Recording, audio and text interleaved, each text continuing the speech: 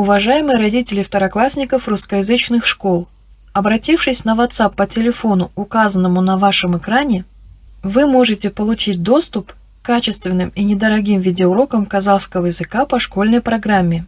Сегодняшний урок мы показываем бесплатно в качестве рекламы.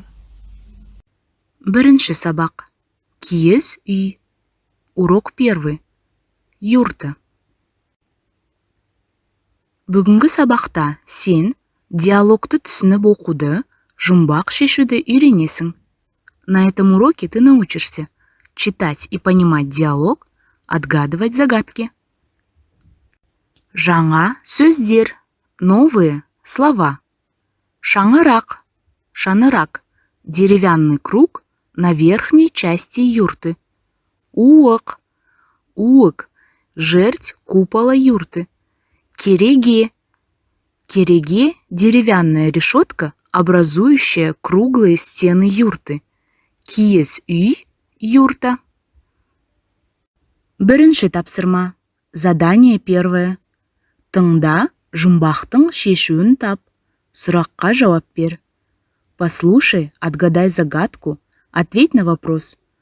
Ұқсайтын шеңберге, похоже на круг, қабырғасы жиылып керіледі. Стены складываются и раскладываются. Жиһазы мол, кең бөлме, просторная комната со множеством мебели, төбесінен жұлдыздар көрінеді. Через крышу видны звезды. Киіз үй, юрта. Сұраққа жауап бер. Ответь на вопрос. Киіз үйді білесің бе? Знаешь ли ты о юрте? Иә, киіз үйді көрдім, білемін. Да, я видел юрту, знаю. Жоқ, киіз үйді көрген жоқпын, білмеймін. Нет, я не видел юрту, не знаю. Екінші тапсырма. Задание второе. Суретке қара, сұрақтарға жауап бер. Посмотри на рисунок, ответь на вопросы.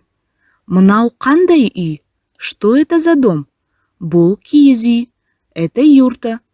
Сен бұл үйді қай жерден көрдің? Где ты видел такой дом?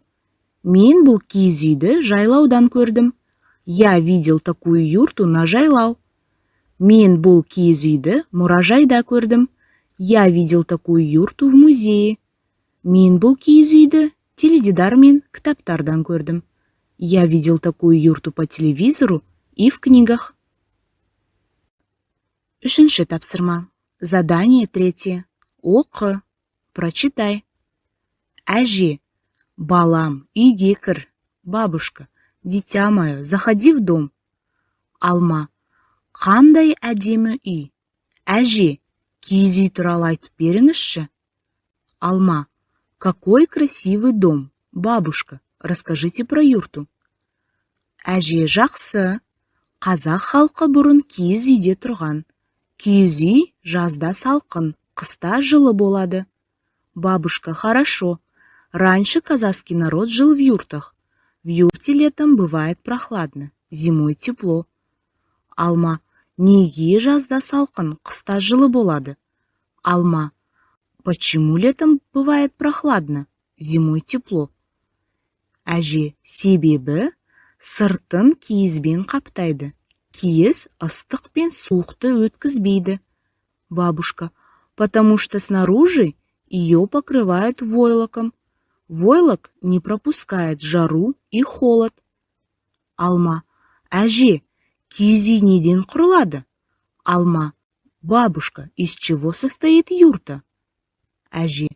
Киіз үй шаңырақ, кереге, уық, есіктен құрылады. Бабушка. Юрта состоит из шанырака, кереге, уықов, двери. Алма. Шаңырақ дөңгелек екен. Алма. Шанырак оказывается круглый. Әже. Я, Алма. Бабушка. Да, Алма. Алма. Әже, сізге көп рахмет. Алма. Бабушка, спасибо вам большое. Төртінші тапсырма. Задание четвертое.